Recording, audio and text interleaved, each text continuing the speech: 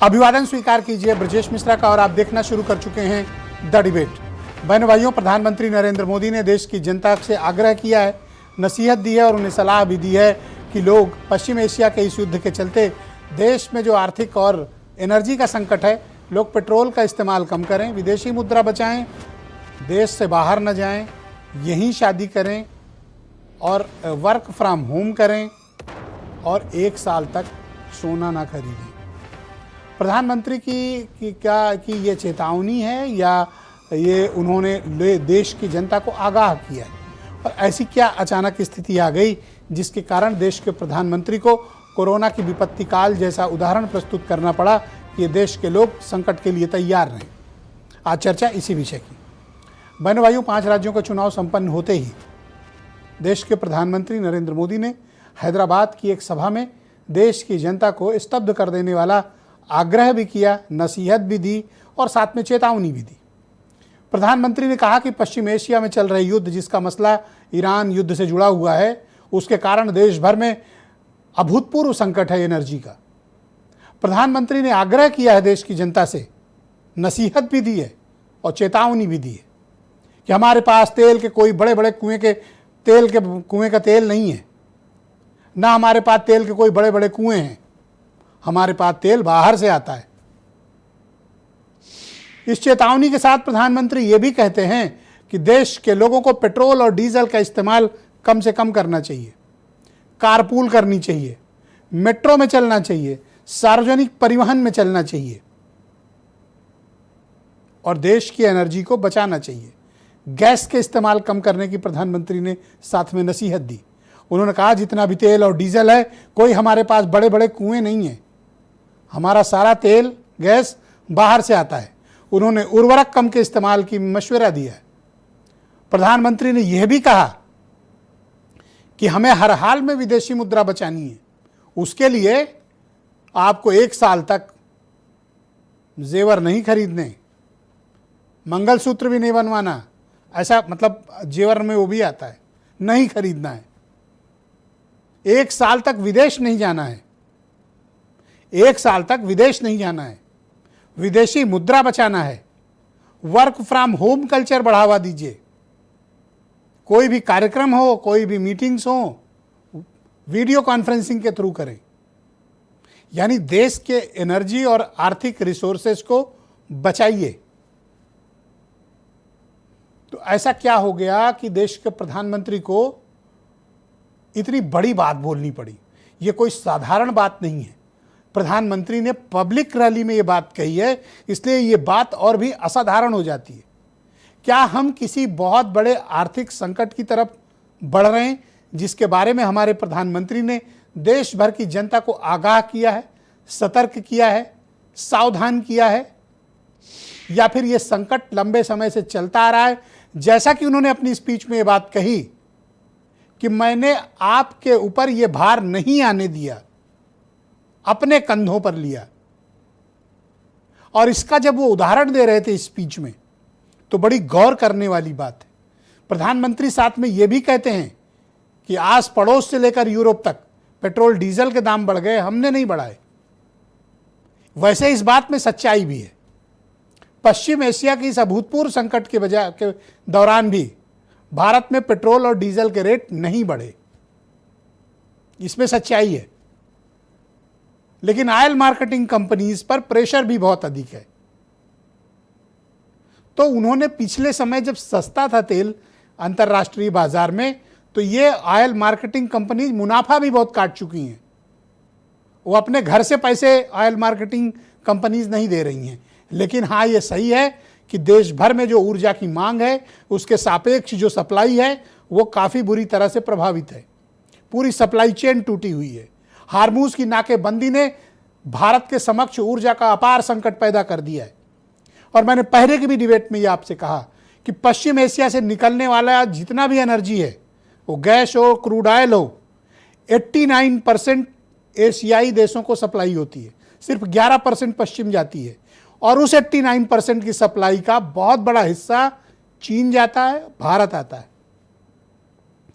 तो इस हार्मूज की नाकेबंदी और ईरान की वार का सर्वाधिक प्रभावित देशों में से एक भारत है। जिसकी स्वीकारोक्ति प्रधानमंत्री ने कर ली। तो अब इसका विकल्प क्या है? क्या हमारे समक्ष कोई रोड मैप है, या भारत को इस ईरान वार में इंटरवीन करना चाहिए, ईरान से दो टूक बात करना चाहिए? वैसे 14 और 15 मई को ब्रिक्स के सम्मेलन में शामिल होने ईरान के विदेश मंत्री भारत आ रहे हैं। भारत को उनसे दो टूक बात करनी ही चाहिए। आखिर ये देश ऊर्जा का संकट कब तक झेलेगा? और अब तो कह दिया गया सोना भी ना खरीदो। आज काफ़ी ज्वेलर्स नाराज हैं, कितनी बड़े बड़े गहने की दुकानें सजाए बैठे हैं। पीएम ने अपील कर दी, अब तो धंधा डाउन हो जाएगा। बात सही भी है उनकी। तो अब इसका विकल्प क्या है? क्या भारत के पास पश्चिम एशिया के संकट से निपटने का कोई सॉलिड प्लान है, या हम इस तरह की कटौतियां करके आने वाले वक्त का इंतजार करें कि कब ईरान और अमेरिका में संधि होगी, कब हार्मूज खुलेगा और कब हमारी सप्लाई चेन फाइनल होगी? तो आज हम चर्चा इसी विषय की करने वाले हैं। आप कुछ स्टेटमेंट सुने, फिर आज की डिबेट। साथियों, भारत के पास बड़े बड़े तेल के कुएं नहीं है। पेट्रोल डीजल का संयम से इस्तेमाल करना, शहरों में जहां मेट्रो है वहां हम तय करें कि हम मेट्रो का ही उपयोग करेंगे। अगर कार में ही जाना जरूरी है तो फिर कार पूल करने का प्रयास करें। तो कम से कम एक साल के लिए हमें विदेशों में जाने की बातों को टालना चाहिए। साल भर तक घर में कोई भी फंक्शन हो, कोई भी कार्यक्रम हो, हम सोने के गहने नहीं खरीदेंगे। हम फर्टिलाइजर का उपयोग कम करके विदेशी मुद्रा भी बचा सकते हैं और साथ साथ अपने खेत को बचा सकते हैं। I'm just saying that I can see that a big problem is coming. I hope the government listens to what I'm saying, because अगर नहीं सुनेगी तो बहुत बुरा नुकसान होना है। Gas is going to be a problem, petrol is going to be a problem, all fuel is going to be a problem, because essentially our energy security has been compromised. अभी क्या करना है? अभी प्रिपेयर करना है। अभी आपके पास थोड़ा सा टाइम है, तो सरकार को, प्रधानमंत्री को एकदम प्रिपरेशन शुरू कर देनी चाहिए, क्योंकि अगर प्रिपरेशन नहीं की तो फिर करोड़ों लोगों का जबरदस्त नुकसान है। 5 राज्यों का चुनाव जब तक हो रहा था तब तक आपका बोझ उठा लिया उन्होंने। ये सारा ज्ञान चुनाव भर याद नहीं आया मोदी जी को। तब कह रहे थे कोई कमी नहीं है, पूरा भंडार भरा हुआ है, कोई समस्या नहीं है। लेकिन जैसे ही 5 राज्यों के चुनाव खत्म हुए, नरेंद्र मोदी जी के कंधे झुक गए। तो बहनों भाइयों, आज की इस परिचर्चा को आगे बढ़ाते हैं। मेरे साथ हीरो वाजपेयी उत्तर प्रदेश में भारतीय जनता पार्टी के प्रवक्ता हैं। आलोक शर्मा मेरे साथ इस कार्यक्रम का हिस्सा हैं, कांग्रेस कमेटी के प्रवक्ता, हमें दिल्ली से ज्वाइन कर रहे हैं। ब्रजेश शुक्ला बहुत ही जाने माने पत्रकार, सुनील साजन समाजवादी पार्टी के प्रवक्ता, और अनिल झा भी हमें ज्वाइन करेंगे। लेकिन हमारे साथ एक ख़ास मेहमान इस चर्चा में हमारे साथ सम्मिलित हैं। संजय सिंह आम आदमी पार्टी के राज्यसभा के सांसद हैं। संजय जी, आपका बहुत स्वागत और धन्यवाद हमें ज्वाइन करने के लिए। तो प्रधानमंत्री जी ने जो सलाह दी है भारत ब्रजेश जी नमस्कार, और आपके दर्शकों को मेरा नमस्कार। ये प्रधानमंत्री जी ने जो सलाह दी है कि देश के लोग सोना ना खरीदें, 1 साल विदेश न जाएं, और आप लोग पेट्रोल डीजल का कम इस्तेमाल करें, संयम के साथ इस्तेमाल करें, तो क्या गलत सलाह दे दी प्रधानमंत्री ने? देखिए, प्रधानमंत्री जी ने फिर से एक बार साबित किया है कि इस देश की जनता उनके लिए सिर्फ एक चुनावी मोहरा है। ब्रजेश जी, जब तक चुनाव रहेगा तब तक जनता का बोझ उठाया जाएगा। उन्होंने कहा 2 महीने तक सरकार ने आपका बोझ उठाया, तो जब तक चुनाव रहेगा तब तक आपका बोझ उठाया जाएगा। जैसे ही चुनाव खत्म होगा, प्रधानमंत्री जी के कंधे कमजोर हो जाएंगे। वो कह रहे हैं कि अब हम बोझ नहीं उठा सकते। क्या कह रहे हैं? पेट्रोल का कम इस्तेमाल कीजिए, डीजल का कम इस्तेमाल कीजिए, गैस का कम इस्तेमाल कीजिए। क्या इस बात का अनुपालन खुद से प्रधानमंत्री जी करेंगे? लाखों लोगों की रैलियां प्रधानमंत्री जी करते हैं, जिसमें लाखों लीटर पेट्रोल और डीजल बर्बाद होता है। विदेशों की यात्राएं प्रधानमंत्री जी करते हैं, उसमें पेट्रोल बर्बाद होता है। प्रधानमंत्री जी रोड शो करते हैं, उसमें लाखों लीटर पेट्रोल डीजल बर्बाद होता है। तो पहले तो शुरुआत अपने से करनी चाहिए ना। देश का अगुआ, देश के प्रधानमंत्री अगर खुद से अनुपालन करेंगे जो सलाह वो दूसरों को दे रहे हैं, तो देश इस बात को देख पाएगा। और बड़ी अजीब बात है ब्रजेश जी कि हर बात को देशभक्ति से जोड़ दिया जाता है। आप पेट्रोल डीजल गैस इस्तेमाल ना कीजिए, यही देशभक्ति है। आप सोना 1 साल तक ना खरीदिए, यही देशभक्ति है। आप खाने का तेल कम इस्तेमाल कीजिए, यही देशभक्ति है। और चुनाव तक आपको छूट दी जाएगी। ठीक चुनाव के बाद 993 रुपए कमर्शियल सिलेंडर का दाम बढ़ा दिया जाता है। कौन इस्तेमाल करता है सर उसको ठेले वाला, रेड़ी वाला, ढाबे वाला, जो गरीब आदमी है उसको इस्तेमाल करता है, चाय वाला। उसके बाद जैसे ही 261 रुपए 5 किलो वाली गैस बढ़ा दी जाती है, जो छात्र, मजदूर, झुग्गी वाले इस्तेमाल करते हैं। तो भाई संजय जी, भारत में जैसा कि हमारे प्राइम मिनिस्टर कहते हैं कि तेल के कोई बड़े बड़े कुएं नहीं है, हमारा सारी एनर्जी तो बाहर के देशों से आती है, और इस वक्त हार्मूज का संकट, ईरान का युद्ध आपके समक्ष है, तो प्रधानमंत्री और क्या मशवरा देंगे? यही तो कहेंगे। 5 राज्यों का चुनाव चल रहा था तब तक क्यों नहीं याद आई इसकी? जब तक 5 राज्यों का चुनाव चल रहा था तब तो कह रहे थे हमारा भंडार भरा हुआ है, हमारे पास किसी प्रकार की कोई कमी नहीं है। आप सैकड़ों स्टेटमेंट है सरकार के मिनिस्टर्स के, प्रधानमंत्री के, उठा के देख लीजिए आप। और जब अंतरराष्ट्रीय स्तर पे ब्रजेश जी, जब कच्चे तेल का दाम कम होता है तो क्या भारत की जनता को राहत दी जाती है? आज मान लीजिए कच्चे तेल का दाम बढ़ गया है, तो आप ऐसे समय में सब्सिडी दीजिए देश की जनता को, राहत दीजिए, आपकी जिम्मेदारी है। अब आप कह रहे हैं मेहुल चौकसी, नीरव मोदी बाहर चला गया, अभी सोना मत खरीदो, जब हमारा दोस्त वापस आ जाएगा तब सोना खरीदना। ये क्या बात हुई? आपने देश के अंदर अपने दोस्तों के लिए तो पूरी छूट दे दी है। एयरपोर्ट खरीद लो, कोयला खरीद लो, गैस खरीद लो, बिजली खरीद लो, पानी खरीद लो, पूरा हिंदुस्तान खरीद लो। संजय जी, ये जो संकट है, आम जनता को 1.5 लाख रुपए तोला अपने ईरान युद्ध का भी नहीं खरीद पाएगी। ईरान युद्ध का जो संकट है वो दुनिया भर के सामने है। जैसा कि आप जानते हैं कि हार्मूज बंद है, सप्लाई लाइन भारत की बाधित है, पेट्रोल डीजल के कोई बड़े बड़े कुएं भी हमारे यहाँ नहीं हैं। तो ऐसे में अगर हम संयम के साथ पेट्रोल डीजल का इस्तेमाल नहीं करेंगे तो हमारे सामने और विकल्प क्या है? इसकी शुरुआत कौन करेगा ब्रजेश जी? नेताओं को तो उदाहरण प्रस्तुत करने पड़ेंगे ना। अरे तो भाई प्राइम मिनिस्टर अपना काम थोड़ी रोक देंगे? क्यों नहीं करते? प्रधानमंत्री जी खुद से उदाहरण क्यों नहीं प्रस्तुत करते? अगर मान लीजिए खुद से वो रैलियां बंद कर दें, उनसे कहिए रैलियां और रोड शो बंद कर दें, यूएई और यूरोप की यात्रा पे जा रहे हैं, बंद कर दें। आप सबको वर्क फ्रॉम होम की सलाह दे रहे हैं, आप भी ऑनलाइन रैली कीजिए, घर पे बैठ के आप ऑनलाइन संबोधित कीजिए। आप तो ऑनलाइन संबोधित करते हैं ना लोगों को, मन की बात करते हैं, नारी शक्ति वंदन पे बात करते हैं, तमाम चीजों पे आप बात करते हैं। आप घर से रैली कीजिए अपने बैठ के, वर्क फ्रॉम होम। तो देखिए, ये इस प्रकार से मुझे लग रहा है कि एक बड़ा संकट देश के ऊपर आने वाला है, जो प्रधानमंत्री जी अब तक छिपा रहे थे चुनाव के चक्कर में। और जहां जहां चुनाव होता है वो झूठे वादे करते हैं। दिल्ली में उन्होंने कहा था 2,500 रुपए आपके खाते में माताओं बहनों आ जाएगा, आज तक 1 साल से ज्यादा हो गया, नहीं आया। ऐसे ही उन्होंने 2 करोड़ रोजगार, 15 लाख, किसानों की आमदनी 2 गुना, सबको पक्का मकान। देश के सामने संकट आएगा तो एक प्रधानमंत्री के तौर पर उनकी जिम्मेदारी है कि वो देश को आगाह करें। उनकी उन्होंने आगाह किया। देश के संसद में झूठ ना बोले, उनकी ये भी जिम्मेदारी है। उन्होंने देश के संसद में झूठ बोला, देश की जनता को आश्वस्त किया किसी प्रकार की कोई कमी नहीं है, तेल के भंडार भरे हुए हैं, किसी प्रकार की कोई कमी नहीं है। बार बार कहा गैस के भंडार भरे हुए हैं, हमारे पास कोई समस्या नहीं है। और चुनाव खत्म होते हुए 993 रुपए आपने कॉमर्शियल सिलेंडर बढ़ा दिया, 261 रुपए आपने जो 5 किलो वाला गैस। आप अगर 1 साल तक सोना नहीं खरीदेंगे, 1 साल विदेश नहीं जाएंगे, तो उससे विदेशी मुद्रा बचेगी, डॉलर बचेगी, हमारा डॉलर का रिजर्व बढ़ेगा। आप समझ नहीं रहे हैं बात को। और प्रधानमंत्री के लिए फॉर्मूला अप्लाई नहीं होता, बीजेपी वालों के लिए फॉर्मूला अप्लाई नहीं होता, प्रधानमंत्री के पूंजीपति मित्रों के लिए फॉर्मूला अप्लाई नहीं होता। वो जैसे चाहेंगे देश की संपत्तियां खरीदेंगे, लूटेंगे, जैसे चाहेंगे सोना भी रखेंगे, जैसे चाहेंगे वो पेट्रोल डीजल का भी इस्तेमाल करेंगे। उनके ऊपर ये सारे फॉर्मूले इस्तेमाल नहीं होंगे।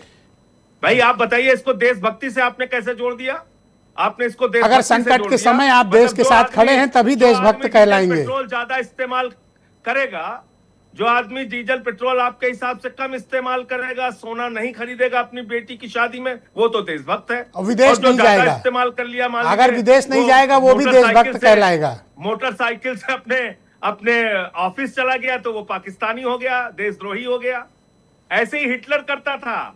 ब्रजेश जी, जर्मनी का इतिहास उठा के पढ़ लीजिएगा, उसके सारे ऐसे काम जो जर्मनी को बर्बाद कर रहे थे, उसको देशभक्ति से जोड़ दिया जाता था। थैंक यू ये संजय नए जी। हिटलर का राज जी। है, जहां देश की बर्बादी के सारे काम वो देशभक्ति से जोड़ दिए जाते हैं। पूरा देश लाइन में खड़े हो जाओ, चुनाव खत्म हो गया, जी अब जाइए आपको कभी 10,000 रुपए आपके खाते में डाल दिया जाएगा, उसके बाद पटना की सड़कों पे लगातार दौड़ा हार के के मारा कारण जाएगा। आप लोग जलन के बंगाल शिकार में, हो गए हैं। चुनाव के बाद जो है वहां हिंसा होगी। लगातार हार की वजह से आप लोग जलन के शिकार हो गए हैं मोदी जी से। चलिए, हम मोदी जी से जलन के शिकार हो गए ना, लेकिन मोदी जी तो देश के प्रधानमंत्री हैं, इसको मानते हैं ना आप? तो उनको खुद से अनुपालन करना चाहिए कि नहीं करना चाहिए, जी। ये एक बार भी आपके मुंह से नहीं निकला। नहीं, बिल्कुल पालना करनी चाहिए। मैं तो कह रहा हूं, मैं तब भी फिर- सोच रहा हूं कि पोलिंग करके आया करूं, हाँ, और आपसे भी कहता हूं कि आप भी पालन पेट्रोल करेगा, का देखिए इस्तेमाल देश कम उनके करो। साथ खड़ा हो जाएगा। उसका पालन वो खुद से करें, रैलियां ऑनलाइन संबोधित करें। जी थैंक यू कि संजय घर भाई। पे बैठे हुए प्रधानमंत्री को सुनिए। जी वैसे भी गोदी मीडिया उनको दिखाता रहता है, तो जितने भी गोदी मीडिया के चैनल Thank हैं you, उनको sir. दिखाएंगे आराम से। मैं आपका बहुत नमस्कार। आभार प्रकट करता हूं कि आपने अपना कीमती वक्त हमारे लिए निकाला। आपका बहुत शुक्रिया। बहनों भाइयों, मेरे साथ हीरो वाजपेयी मौजूद हैं, उत्तर प्रदेश में भारतीय जनता पार्टी के प्रवक्ता हैं। वाजपेयी जी, चुनाव बीतने के बाद ही प्रधानमंत्री ने सबको सावधान किया। अगर चुनाव के दौरान ही ये बात बता दी जाती या जब ईरान युद्ध बीच में चल रहा था तब तो कहा जा रहा था कि भंडार भरे पड़े हैं, और अब तो कहा जा रहा है कि सावधानी बरतो। नहीं ब्रजेश जी, बिल्कुल सही बात आपने कही। अभी भी प्रधानमंत्री ने ये नहीं कहा कि हमारे पास तेल नहीं है, हम दे नहीं पाएंगे, हमारे पास सुविधा नहीं है, हम दे नहीं पाएंगे। पर जिस तरह से अमेरिका और ईरान के बीच में शांति वार्ता रोज हो रही है और रोज लगता है टूट जाएगी, स्थितियां और बिगड़ जाएंगी और बिगड़ रही हैं, तो सावधान करना, चेतावनी देना, समझाना, ये हर परिवार के मुखिया का दायित्व है। देश को एक परिवार की तरह भाजपा देखती है। वो बताया कि किस किस तरह से हम अपने परिवार को समुचित ढंग से आगे चला पाएंगे, विकास के रास्ते पे ले चलेंगे, हमें कहीं अभाव नहीं झेलना पड़ेगा। कुछ छोटी छोटी हम सावधानियां अगर बरते तो हम इस युद्ध का, जिस युद्ध में हम शामिल नहीं है, उसकी परेशानियों का सामना कर सकेंगे। और मुझे लगता है कि जो भी विपक्ष के लोग हैं, भले ही कुछ भी कहें, लेकिन देश चलाने के जो काबिलियत आदरणीय मोदी जी में है, वो बोलने में, विपक्ष में बैठे लोगों को केवल शब्दावली से विपक्ष का विरोध करना है और इसके अतिरिक्त और कुछ नहीं। मुझे लगता है कि बहुत बेहतर तरीके से भारत ने इन सब परेशानियों का सामना किया है। आप देखिए, अगल बगल के सारे देश देख लीजिए क्या हालत है पेट्रोल और डीजल की वजह से। और तो और समृद्ध देश, विकास जिसको कहते हैं विकास, तो जो विकास वाले देश है, यूरोप को देख लीजिए, बुरा हाल है।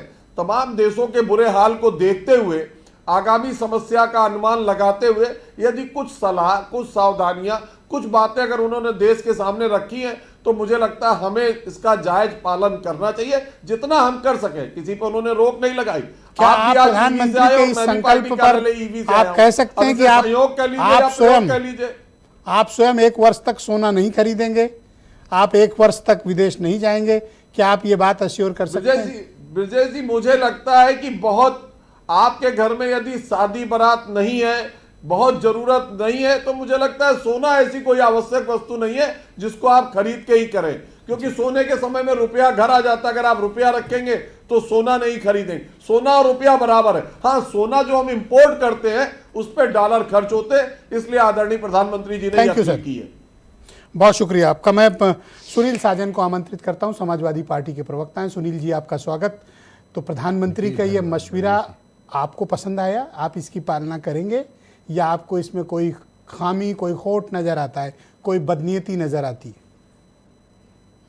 देखिए ब्रजेश जी, मुझे लगता है कि अब माननीय प्रधानमंत्री जी को पूरा देश जान चुका है। अगर सवाल देश की अर्थव्यवस्था का है, देश के संकट का है, तो मुझे लगता है पूरा देश ही खड़ा हो जाएगा साथ में। जब पाकिस्तान पे आपने हमला किया तो पूरा देश आपके साथ था, लेकिन जब आपने घुटने टेक दिए तो देश के विपक्ष ने आपसे सवाल पूछे, और जैसे ही कोई बीजेपी से सवाल पूछता है ये उसको राष्ट्रद्रोही बता देते, कहते हैं ये देशभक्त नहीं है। तो अच्छा, भाजपा के लोग बहुत डिबेट में कह रहे हैं कि विपक्ष कभी भी प्रधानमंत्री जी को धन्यवाद नहीं कहता। हम आपके कार्यक्रम में आपके दर्शकों से जानना चाहते हैं कि भाई हम अगर देना भी चाहें प्रधानमंत्री जी को धन्यवाद तो किस बात का दें कि 12 साल में सबसे ज्यादा कर्जदार इस देश को प्रधानमंत्री जी ने बना दिया इसलिए धन्यवाद, सबसे ज्यादा बेरोजगारी हो गई इसलिए धन्यवाद, सबसे ज्यादा सीमाएं असुरक्षित हो गई इसलिए धन्यवाद, ये सबसे ज्यादा आतंकी हमले हो रहे हैं और आप पता नहीं कर पा रहे हैं, आप रोक नहीं पा रहे हैं, आप उनको मार नहीं पा रहे हैं, इसलिए आपको धन्यवाद दें। मतलब रुपया लगातार गिरता जा रहा है इसलिए आपको धन्यवाद देते हैं, महंगाई आसमान छू रही इसलिए धन्यवाद देते हैं। और जहां तक सवाल ब्रजेश जी प्रधानमंत्री जी के सुझाव का है, हम लोगों को याद है प्रधानमंत्री जी ने नोटबंदी में इस देश से क्या वादे किए थे और आज उस पर बहस नहीं चाहते हैं। जब रोजगार देने की बात कही थी आज उस पर बहस नहीं चाहते हैं, जब बेटियों की सुरक्षा की बात की थी आज बहस नहीं चाहते हैं। और उससे बड़ी बात मैं कह रहा हूं, ठीक है वो हमारे देश के मुखिया हैं, अगर कोई अपील करेंगे देश हित में करेंगे तो पूरा देश आपके साथ खड़ा होगा, लेकिन आपकी कथनी और करनी में अंतर नहीं होना चाहिए। प्रधानमंत्री जी कितने ईमानदार हैं ये बात आप अनुमान लगा सकते हैं, आपके दर्शक अनुमान लगा सकते हैं कि कोविड काल में जब प्रधानमंत्री जी ने अपील किया कि पीएम केयर फंड में सब लोग मदद करें, हजारों करोड़ रुपए आ गया, वो कहां है? क्या देश हित में लग रहा है, समाज हित में लग रहा है, गरीब हित में लग रहा है? वो प्रधानमंत्री नरेंद्र मोदी जी का अपना फंड हो गया। अरे वाह, देश का पैसा आपका कैसे हो गया? उसका हिसाब किताब भाई अगर आप नहीं देंगे देशभक्त हैं तो आप साबित करिए, पेट्रोल डीजल का संयमित इस्तेमाल करिए, अपने खेतों में जो खाद है उसका संयम से इस्तेमाल करिए, अपने खेत भी बचाइए। अच्छी सलाह दी अच्छा उन्होंने। ब्रजेश जी, पेट्रोल डीजल के कोई कुएं थोड़ी खुले हैं। हाँ, ठीक बात है ब्रजेश जी, आपको लगता है कि मिडिल क्लास गरीब आदमी यूरिया डीएपी ले भी पा रहा है, डीजल खरीद भी पा रहा है? क्या गरीब सोना खरीदने की स्थिति में नरेंद्र मोदी जी ने इस देश के मिडिल क्लास और गरीबों को छोड़ा है कि वो सोना खरीदेगा?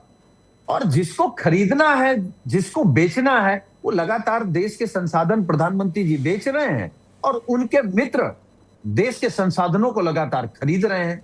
मुझे लगता है कि अभी मैं संजय सिंह जी को सुन रहा था जी, और उन्होंने एक बहुत अच्छी बात कही है कि प्रधानमंत्री जी जो सुझाव दे रहे हैं वो खुद पर लागू कर दें, और जिस दिन प्रधानमंत्री जी खुद पर लागू कर देंगे मुझे लगता है पूरा देश लागू बहुत शुक्रिया आपका, बहुत धन्यवाद आपका। मैं कांग्रेस कमेटी के प्रवक्ता हमारे साथ दिल्ली से आलोक शर्मा जी जुड़े हुए हैं।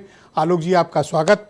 वैसे प्रधानमंत्री जी की ये बात तो सच है कि भारत में कोई तेल के बड़े बड़े कुएं नहीं हैं, हार्मूज अब भी बंद है, पश्चिम एशिया का संकट है, चुनाव बीत गया है। अब उन्होंने कहा है, अपील की है और आपसे भी अपील की है कि आप पेट्रोल डीजल का संयमित इस्तेमाल करें। प्रधानमंत्री के इस सुझाव पर कांग्रेस पार्टी क्या राय रखती है? देखिए, मुझे लगता है कि देश के प्रधानमंत्री को इकोनॉमी का नहीं पता है, चाहे वो नोटबंदी हो, चाहे जीएसटी का गलत इंप्लीमेंटेशन हो, चाहे कोरोना का समय हो और चाहे आज का समय हो जब उनको ब्रह्म ज्ञान प्राप्त हुआ है। 4 तारीख तक उनको ब्रह्म ज्ञान प्राप्त नहीं हुआ, 4 तारीख को अच्छे दिन आ गए हैं देश के और अब ब्रह्म ज्ञान प्राप्त हो गया है। ना रुपए को डॉलर की तुलना में बचा पाई ये सरकार, ना एनर्जी सिक्योरिटी को बचा पाई और आने वाले दिनों में फूड सिक्योरिटी को भी नहीं बचा पाएगी। दुर्भाग्य यह है कि अर्थव्यवस्था को बर्बाद करके भट्टा बैठा के आज मोदी जी ज्ञान देने चले गए। 6 बजे ज्ञान दिया और 9 बजे अपना लंबा चौड़ा काफिला सैकड़ों गाड़ियों का लेके और उड़ लिए फिर, और फिर कल वहाँ पर उड़े और आज जो है वो सोमनाथ चले गए। और आज तो उन्होंने बिल्कुल डेमो करके दिखाया, हवाई जहाज उड़ू के पूरा कि भाई एनर्जी सिक्योरिटी और सेफ्टी कैसे करते हैं। गजब है भाई। आपकी तो गाड़ियां जो हैं मोदी साहब, आपके काफिले के पीछे जो तमाम अफसरों की गाड़ियां हो तो गन्ने के जूस से चल रही हैं, उनमें पेट्रोल थोड़ी ना यूज़ हो रहा है। एक ऑल पार्टी मीटिंग नहीं बुला पाए, एक पेट्रोलियम मंत्री जो एप्स्टीन फाइल में फंसे हुए हैं वो पूरी तरह से एक प्रेस कॉन्फ्रेंस नहीं कर पाए। देश के प्रधानमंत्री मोदी जी के सामने सरेंडर हैं। वो डील यूएसए के साथ हुई किसी को नहीं पता है। ये मोदी जनित आर्थिक संकट है ब्रजेश जी, मोदी जी का दिया हुआ आर्थिक संकट है ये। इसमें आप देखिए कि वित्त मंत्री कहती हैं कि रुपया कमजोर नहीं हो रहा है, डॉलर मजबूत हो रहा है। अभी बीजेपी के मेरे साथी कह रहे थे कि पड़ोसी देशों में क्या हो रहा है। अरे भाई, आपकी करेंसी जितनी गिरी है उतनी तो श्रीलंका और बांग्लादेश की भी नहीं गिरी, यहां तक कि अफगानिस्तान की करेंसी हमसे ज्यादा मजबूत हो गई। दुर्भाग्य ये है कि इन लोगों ने 2017 के बाद ना तो भंडारण बढ़ाया। जिस दिन ये युद्ध शुरू हुआ उससे 2 दिन पहले मोदी जी वहीं पे इजराइल में बैठे हुए थे, आपको नहीं पता चला? 4 तारीख के बाद पूरा ब्रह्म ज्ञान प्राप्त हुआ इनको, उससे पहले कुछ नहीं पता था। ये होमरूज और ईरान युद्ध, ये चुनाव के टाइम पे तो कह रहे थे सब चंगा सी, सब चंगा है, मैं सब मैनेज कर दूंगा, मैं दैवीय शक्तियों तो आप चाहते हो कि अपना चुनाव कोई प्रधानमंत्री खराब कर ले? आप अगर पहले बता देते तो चुनाव खराब हो जाता। अब बता दिया ना, अब सावधान हो जाओ। देखिए, बिल्कुल सही बात आपने कही, सही बात आपने कही कि जिम्मेदारी से पल्ला झाड़ना कोई मोदी जी से सीखे, सरकार की नाकामियों का खामियाजा जनता कैसे भुगते मोदी जी से सीखे। नाकामी का सबूत है जीता जागता ये जो आज का भाषण है कल का। अच्छा, पूरी तरह एक से साल अगर आप विदेश नहीं जाओगे खरीदो। शर्मा जी, एक साल आप सोना नहीं खरीदोगे, आप पेट्रोल डीजल का संयमित इस्तेमाल करोगे, खाद कम डालोगे खेत में, तो आपका क्या चला जाएगा? देश हित में, और आप देशभक्त हैं तो इतना कंट्रीब्यूट करिए। ये है कि देखिए, अगर सोना नहीं खरीदने से देशभक्ति हो तो सबसे देशद्रोही तो सरकार है। पिछले 3 महीने का व्हाइट पेपर लाओ, सरकार ने कितना गोल्ड खरीदा है? सरकार लाएगी व्हाइट पेपर? सरकार छोड़िए, पब्लिक इंपोर्टर्स में से गोल्ड किसने सबसे ज्यादा खरीदा है? आप इसके ऊपर व्हाइट पेपर मंगवाइए, सरकार से अडानी का नाम निकलेगा, चेक करवाइए इस चीज को। मैं कहता हूं ये जांच का विषय है। मतलब सरकार खरीदे तो वो देशभक्त, अडानी खरीदे तो देशभक्त, और आलोक शर्मा और ब्रजेश मिश्रा खरीदे तो वो देशद्रोही। गजब की दोगली नीति है इनकी। मैं सीधा सीधा मांग कर रहा हूं कि व्हाइट पेपर आना चाहिए गोल्ड के ऊपर, सरकार ने, आरबीआई ने कितना खरीदा है। और अब इनका वो ट्रम्प फूफा जो है वो क्या क्या कह रहा है वो भी सबने सुना। गोल्ड जो है वो इंडस्ट्री में बहुत ज्यादा यूज होता है। क्या इंडस्ट्री बंद कर देंगे सब लोग? अरे भाई, किसी भी तो रूप से बंद नहीं कर सकते हैं। मैन्युफैक्चर सेक्टर आपने 4% घटा दिया 2012 के बाद। आप विदेशी चश्मा लगा के देखिए, मैं बिल्कुल कहता हूं कि ये बिल्कुल बोगस और निकम्मी सरकार है, और देश के प्रधानमंत्री ने अर्थव्यवस्था का भट्टा बैठा दिया है। धन्यवाद। जिस दिन युद्ध शुरू हुआ उस दिन 74 दिन का हमारे पास भंडारण था, आज 45 दिन का है। इसके लिए जिम्मेदार कौन है? रशिया से हम रुपए में खरीद रहे थे, ईरान से रुपए में खरीद रहे थे, तब उनको बंद कर दिया आपने। ट्रंप ने डांटा और आपने मान लिया, तब विदेशी मुद्रा भंडार आपको याद नहीं आया। जी शर्मा जी, आपका धन्यवाद। हमारे साथ कृपया बने रहिएगा। मेरे साथ ब्रजेश शुक्ला जी, बहुत ही जाने माने पत्रकार इस वक्त जुड़े हुए हैं। ब्रजेश जी, आपका बहुत स्वागत। प्रधानमंत्री को आखिर देश को इस तरह की नसीहत, चेतावनी या सलाह इन परिस्थितियों में जब 5 साल के चुनाव 5 राज्यों के हो गए तब क्यों देनी पड़ी? क्योंकि ये युद्ध आज से तो चल नहीं रहा, ये 28 फरवरी से शुरू हुआ है और हम आज 11 मई पे खड़े हैं। 2 महीने 7 दिन हो गए। अब जाके प्रधानमंत्री जी को पता चला कि देश में एनर्जी का या विदेशी मुद्रा का इतना बड़ा संकट है। हाँ ब्रजेश जी, पहले इस सरकार को लगता था कि ये समस्या बहुत जल्द हल हो जाएगी और ये जो लड़ाई चल रही है, जो युद्ध चल रहा है, ये जल्दी समापन हो जाएगा और स्थितियाँ सामान्य हो जाएंगी, और ये आकलन करते रहेंगे लगातार। लेकिन धीरे धीरे धीरे अब इनको ये समझ में आ गया है, जो स्थितियाँ बन रही हैं हारमोज की, लग रहा है कि ये लड़ाई लंबी चलेगी और ये इनको परेशान भी करती है, बेचैन भी करती है सरकार को। कारण क्या है कि एक सीमित भंडार ही तो है, आप कितना वो करेंगे, कहाँ से लाएंगे? बड़ी मुश्किल से एक जहाज निकलता है साहब सिलेंडर वो गैस से, तो साहब उसकी खबरें छपती कि साहब एक निकल आया। तो इस तरह स्थितियाँ हो रही हैं। अब इनको लगता है कि ये संकट गहरा सकता है, सरकार को लगता है। और ये जो कल का भाषण है, ये लंबी तैयारी का भाषण है, 1 साल का आप समझ लीजिए। और लेकिन प्रधानमंत्री इस तरह के प्रयोग करते रहे हैं। आप देखिए, आपको याद होगा जब ये प्रधानमंत्री बने थे तो इन्होंने गैस सिलेंडर छोड़ने के लिए आह्वान किया था लोगों का। इसके बाद नोटबंदी आई, इसके बाद और भी तमाम प्रयोग किए। अब ये देखना होगा कि इसमें पक्ष विपक्ष तो है, विपक्ष तो अपनी बात कहेगा ही, लेकिन देखना ये है कि जिस तरह पहले इनको समर्थन मिला इनकी अपीलों पर या नहीं मिला, इस बार क्या होता है, इस बार चुनौती बड़ी है, वो सारी चीजें हैं जो लोगों के घरों तक घुसी हैं। जैसे सोना ना खरीदें, यहाँ सोना प्राण है, शादियों में जरूर वो किया जाता है। अब कितने लोग इनकी प्रधानमंत्री की अपील मानेंगे, ये देखना होगा। इसके साथ ही खाद की समस्या आ रही है। अब जून के बाद खाद की समस्या पैदा होगी। सरकार कितना खाद इकट्ठा की है, कितना लाई है, कितना भंडारण है, क्या उससे पूरा हो जाएगा, इसका भी टेस्ट होना है। तो अब ये जो है, जो प्रधानमंत्री ने कल कहा है, उसका टेस्ट होगा। वास्तव में एक तो कमी, चीज़ों कमी, दो चीज़ें इसके पहलू हैं। एक, चीज़ों की कमी हो रही है, जो ये युद्ध चल रहा है ईरान वाला, और दूसरा चीज़ जो उससे भी बड़ी चीज़ ये है कि जो विदेशी मुद्रा भंडार है, उस पर बहुत बड़ा संकट आ गया है। कारण है कि रुपया जो है डॉलर के मुकाबले कमजोर हुआ है और महंगाई बढ़ी है। हर चीज, तेल के दाम अंतर्राष्ट्रीय स्तर पे बढ़े हैं उसके। तो ये जो फर्क है, ये कैसे सरकार निपटेगी, क्या प्रधानमंत्री की अपील का असर होगा या नहीं होगा, ये एक नया टेस्ट होने जा रहा है। इसके पहले भी कई अपीलें हुई हैं। अब ये जनता, ये राजनीतिक दल क्या कहते हैं या सरकार क्या कहते हैं, इसका नहीं है। आम लोग इसको कैसे लेते हैं, आम लोगों का कितना, लेकिन ब्रजेश जी ये बताइए कि चुनाव के वक्त तो ये आने वाले दिनों में, अगर कोई ये कहता था तो उसे झूठा करार दिया जाता था। कोई भी इस आर्थिक संकट के बारे में या एनर्जी क्राइसिस के बारे में, पेट्रोल डीजल गैस के बारे में किल्लत की बात करता था तो उसे झूठा करार दिया जाता था। अब प्रधानमंत्री को चुनाव के बाद ये बात याद आई। ये सामान्य लोग भी जानते हैं कि चुनाव के बाद ये बाकायदे चर्चा होती थी। मैं सुनता था, बाकायदे ये सोशल मीडिया में आता था कि जो ही चुनाव खत्म हो गए, तो ही, क्योंकि सारे अन्य अंतर्राष्ट्रीय स्तर पर सारी चीजें बढ़ी हैं, तो यहाँ भी बढ़ेंगे दाम। तो ये चर्चाएं होती थी। लेकिन अपना चुनाव कोई बर्बाद नहीं करता है। अपना चुनाव में ऐसे कोई मुद्दे नहीं उठाता है, चाहे कोई पार्टी हो, जो जिससे ये हो जाए कि उनका चुनाव बिगड़ जाए। तो वो तो बाकायदे लोग जानते थे, इसको समझते थे। ऐसा नहीं है कि समझते नहीं थे कि चुनाव के बाद कुछ कदम उठाए जाएंगे। और आप देखिए, 4 तारीख को परिणाम आए और 10 तारीख को प्रधानमंत्री की अपील आई है। तो ये कह देना कि लोग जानते नहीं थे, नहीं जानते थे, सोशल मीडिया में चर्चा होती थी। जी, बहुत शुक्रिया आपका। मैं अनिल झा जी को इस कार्यक्रम में आमंत्रित करता हूं।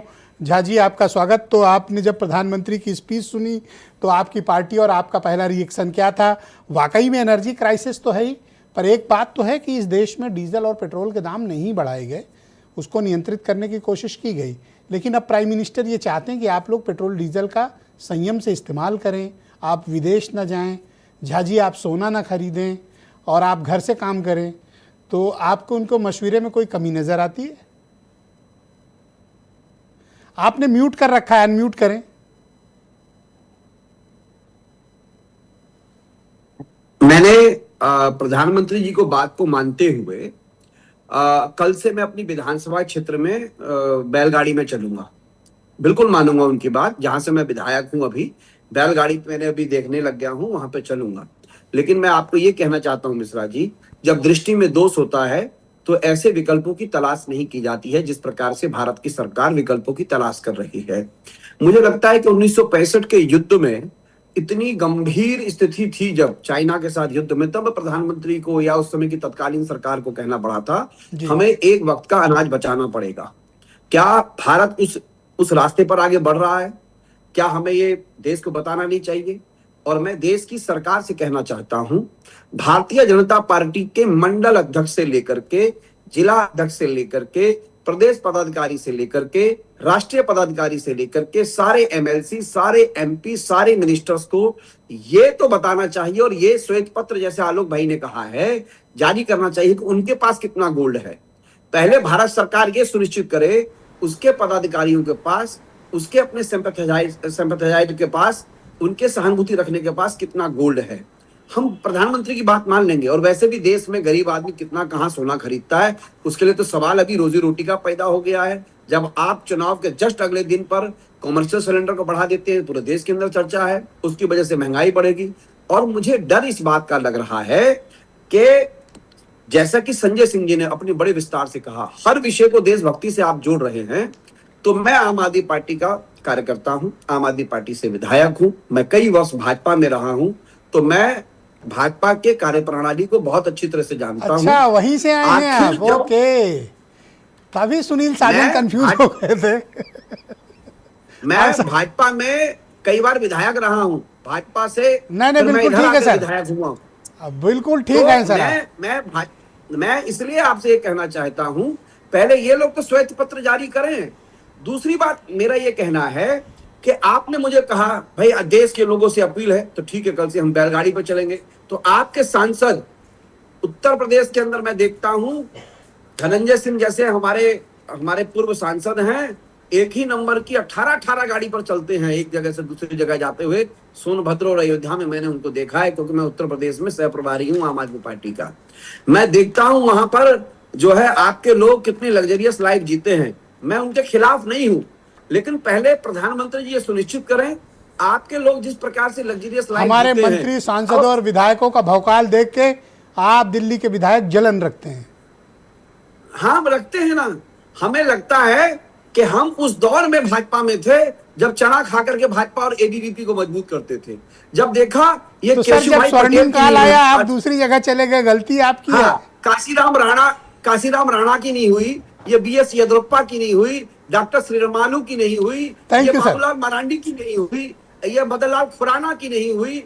तो ये देश में ऐसा संकट हमारे साथ तो क्या करेंगे, क्या नहीं करेंगे। लेकिन मैं आपसे बस इतना ही कहना चाहता हूं, सरकार की यह जो अपील आई है, यह एक गंभीर संकट का संकेत है, जो हमें चुनाव हुए नहीं मिला। मुझे लगता है कि देश के लोगों को इस पर बहुत पैनी नजर रखनी चाहिए, विशेषज्ञों को पैनी नजर रखनी चाहिए। और मुझे लगता है कि अनाज वगैरह, दवाइयां वगैरह भर करके अब घर में रख लेना चाहिए। यह सरकार का फेलियर से लड़ने का वक्त भारत के नागरिकों का आ गया है। हीरो वाजपेयी मेरे साथ मौजूद हैं, भारतीय जनता पार्टी के प्रवक्ता है। वाजपेयी जी, जब तक चुनाव चल रहा था, आप में से हर व्यक्ति, भारत की सरकार भी, बीजेपी पूरी, ये बात कहती थी कि भंडार भरे हुए हैं, कोई किल्लत नहीं है, कोई कमी नहीं है, जितना मर्जी हो खरीदो। हालांकि कीमत भी नहीं बढ़ाई। फिर चुनाव खत्म होते ही प्रधानमंत्री ने इतना बड़ा संकट देश के सामने प्रस्तुत कर दिया कि अब तो आप ये भी कहने लगे, खाद ना खरीदो, सोना ना खरीदो, विदेश ना जाओ, घर से काम करो, कार पूलिंग करो, मेट्रो में चलो।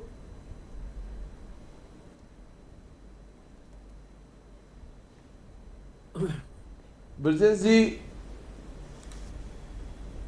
जी ऐसा नहीं है। मुझे लगता है कि समस्याओं को बहुत नजदीक से सरकार उस पर नजर रख रही थी, लग रहा था ये हल हो जाएगा। ये दो देशों के बीच का युद्ध है जिसमें हमसे कोई लेना देना नहीं, पर हमारे जैसे सैकड़ों देश सफर कर रहे हैं। तो वो स्थिति आगे नहीं जब दिख रही, दुरूह दिख रही है, तो सचेत होना सरकार को और सचेत करना। सरकारें जनता के द्वारा चुनी जाती, जनता के हितों के लिए चुनी जाती। तो ये पूरी तौर से कहना समझना, आज भी कहीं पेट्रोल पंप पे लाइन नहीं लगी, बड़े आराम से पेट्रोल मिल रहा है, लोग भरवा भी रहे हैं और जा भी रहे हैं, ये नहीं। लेकिन प्रधानमंत्री ने आगे के दृश्य को देखते हुए तमाम सारी सुझाव दिए हैं, तमाम सारे आपसे अपने साझा किए हैं, क्योंकि देश ने ही उनको चुन के प्रधानमंत्री बनाया है। और विदेशी मुद्रा की बचत ऐसे समय में जब युद्ध काल चल रहा है, युद्ध कितने दूर से चलेगा उन देशों में, कब तक बढ़ेगा, कहां कहां फैल जाएगा, इन तमाम चीजों को देखते हुए ये सुझाव रखे गए।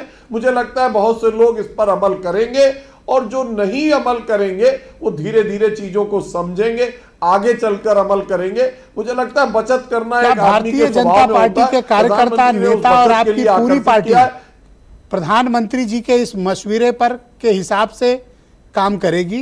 आप लोग मेट्रो में चलेंगे, कार पूलिंग करेंगे, पेट्रोल की बचत करेंगे, सोना नहीं खरीदेंगे, और बीजेपी के नेता कार्यकर्ता विदेश नहीं जाएंगे। देखिए, मैं पूरी जिम्मेदारी से कहता हूं कि इस पर पूरी तरह भारतीय जनता पार्टी के कार्यकर्ता और नेता अमल करेंगे। बगैर जरूरत कोई भी इस कार्य को नहीं करेंगे, और शुरुआत हम ही से होनी चाहिए। हम पार्टी के कार्यकर्ता इसमें आपको मार्गदर्शक बनेंगे, इसका अनुसरण करेंगे, जिससे आम जनता भी हमको देखकर वो बात माने कि प्रधानमंत्री के द्वारा बताए रास्ते पे भारतीय जनता पार्टी के कार्यकर्ता और नेता भी चल रहे हैं। भाई सुनील साजन जी, देखिए वाजपेयी जी की इस बात में सराहना होनी चाहिए। उन्होंने कहा कि इसकी शुरुआत हमसे होगी। तो जब वाजपेयी जी कर रहे हैं तो आप भी कर लो, थोड़ा प्रधानमंत्री के मशवरा मान लो। सोना ना खरीदो, विदेश ना जाओ, खाद ना खरीदो। प्रधानमंत्री जी की बात मान लिया मिश्रा जी, हम बैलगाड़ी पे चले। झा जी बस रुक जाओ जरा, साजन जी की ले लें प्रतिक्रिया। देखिए मुझे लगता है कि आपकी डिबेट बहुत सकारात्मक हो रही है और लोग ये जानना भी चाहते होंगे कि देश आखिर ऐसे संकट काल में आया क्यों, ऐसे संकट काल में लाया क्यों, कौन लाया? लाई भी तो नरेंद्र मोदी जी, लाई भी तो बीजेपी। और हमारे नेता आदरणीय अखिलेश यादव जी ने एक बात कही है, इस देश की असली समस्या ही बीजेपी है। जो भी देशभक्त इस देश को, देश की अर्थव्यवस्था को, देश के सामाजिक ताने बाने को बचाना चाहते हैं, वो बीजेपी को हटा दे। बीजेपी हटी, देश बचा। बीजेपी रहेगी, देश के संसाधन बिक जाएंगे, नफरत फैल जाएगी, आपस में द्वेष फैलेगा, एक दूसरे से लोग चिढ़ेंगे और बीजेपी देश को टुकड़े टुकड़ों में कर देगी, बर्बाद कर देगी। तो बर्बादी का कारण भी तो प्रधानमंत्री जी हैं। इसका श्रेय हम भाई युद्ध चल रहा है ईरान का अमेरिका के बीच, स्ट्रेट ऑफ हार्मूज कोई भारत ने या मोदी जी ने बंद किया नहीं। तेल गैस खाद हमारी वहीं से आती है, अब क्या करें बताओ आप। ठीक है, अच्छा ब्रजेश जी, चाइना का तेल और गैस क्यों नहीं रुक रही है?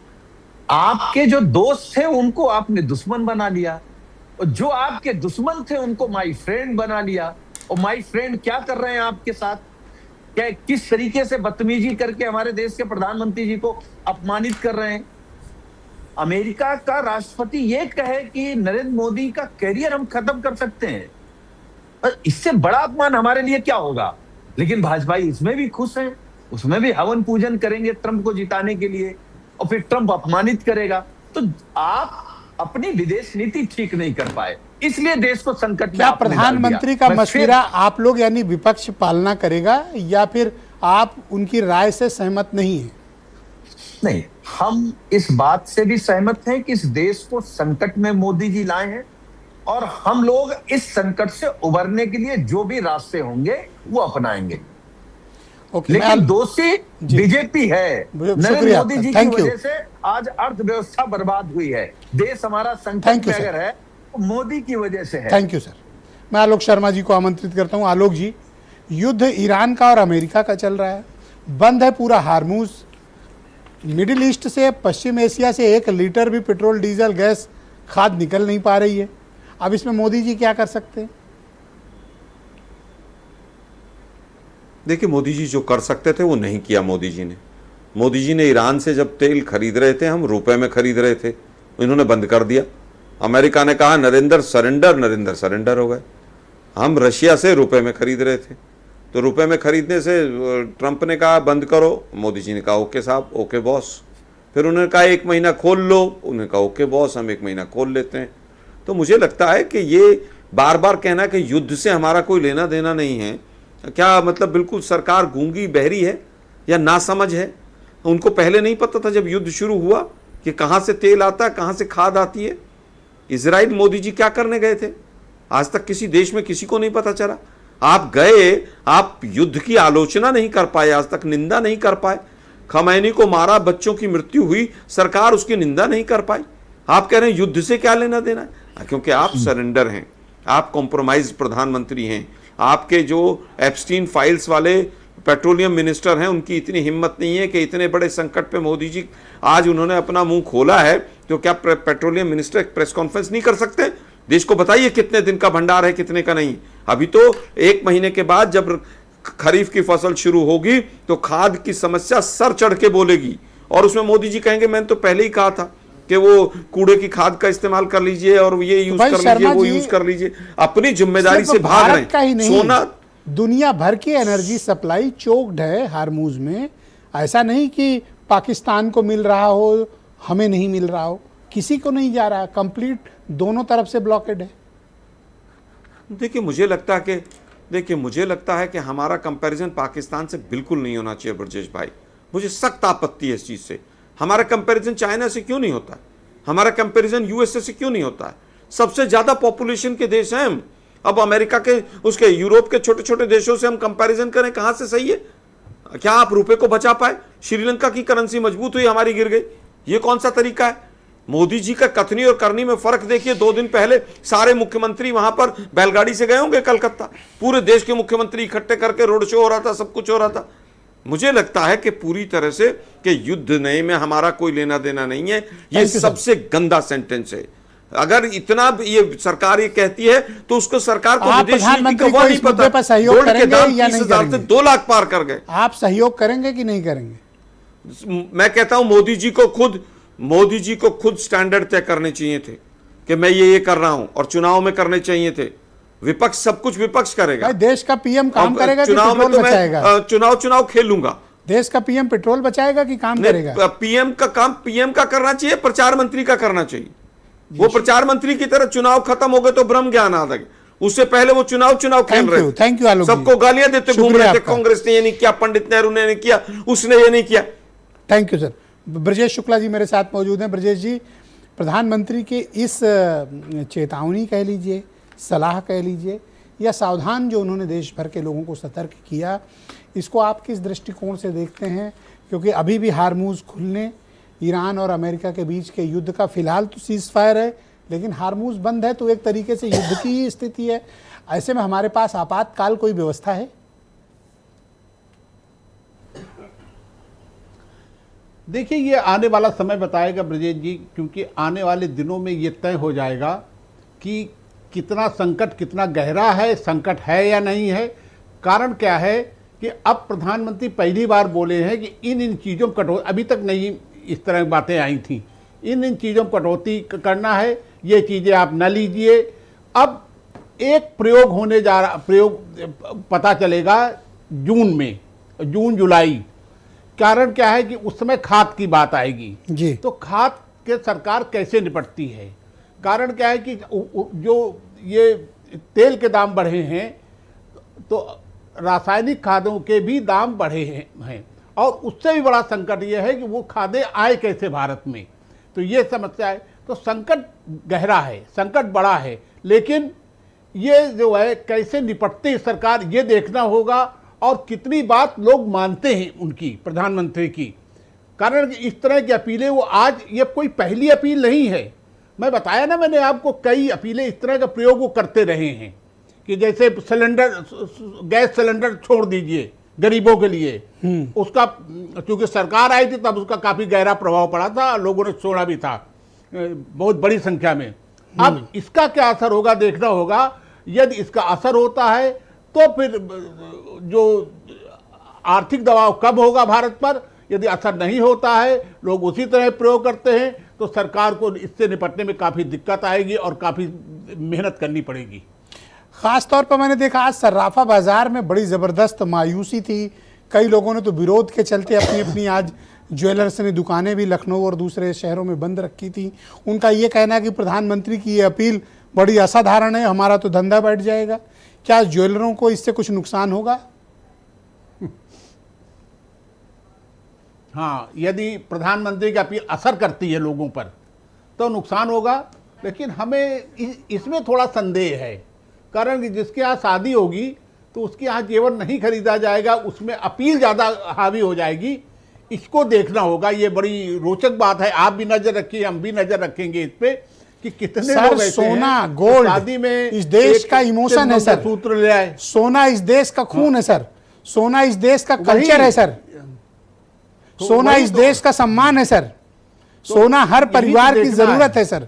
सब छोड़ सकते हैं, सोना खरीदना नहीं छोड़ सकते भारतीय। तब फिर सर्राफों को बिल्कुल चिंता की जरूरत नहीं है। वो नहीं, मायूस नहीं होना चाहिए। बहुत शुक्रिया ब्रजेश कारण जी। वो जानते हैं कि जिसके यहाँ शादी होगी वो खरीदेगा जरूर और वो उसका उपयोग करेगा जरूर। बहुत शुक्रिया आपका। मैं अनिल झा जी का रुख करता हूँ। झा जी, आलोक शर्मा जी जानना चाहते हैं कि आप बीजेपी में कब से कब तक थे? आपने म्यूट कर रखा है सर, उसको थोड़ा अनम्यूट करें और आलोक शर्मा जी को इनलाइटन करें। ये आलोक शर्मा जी मेरे दोस्त हैं पुराने, मैं दिल्ली यूनिवर्सिटी अभी मुझे व्हाट्सएप किए हैं कि आपसे ये पूछ लें कि आप कब थे। मैं 96 से नहीं मैंने नहीं कहा। नहीं कहा है आपने, मैं दिखा दूंगा मैसेज। बोलिए आप झा जी। मैं 32 वर्ष मैं 32 वर्ष में 5 चुनाव भाजपा से लड़ा हूं विधायक के। 5 चुनाव मैंने बीजेपी की तरफ से लड़े हैं और 5 छात्र संघ के लड़े हैं। बीजेपी की टिकट पर मैंने 11 चुनाव लड़े, 9 में जीता हूं।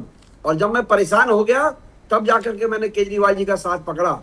और यह आर्थिक संकट मुझे आज से नहीं, पहले से पता था ऐसा दौर आएगा, इनके साथ रहेंगे, हम गाली खाएंगे। खाने पीने मत करो, घूमने मत जाओ। अभी विधायकों का सम्मेलन है शिकागो में, अब ये कह रहे हैं विधायक नहीं जाएंगे, तो खाली भाजपा के विधायकों को आप शिकागो भेजेंगे? हमने तो प्रधानमंत्री की अपील मान ली है। सोना तो हमारे पास वैसे ही नहीं है, लेकिन हम अब कल से बैलगाड़ी पे चलेंगे, खाना पीना छोड़ करके एक वक्त का खाना खाएंगे। क्यों बैलगाड़ी से चलोगे? मैं आपको एक बेहतर सुझाव देता हूं, ई रिक्शा कर लो। हाँ, हमारे यहाँ ई रिक्शा है, चलेंगे ई रिक्शा में।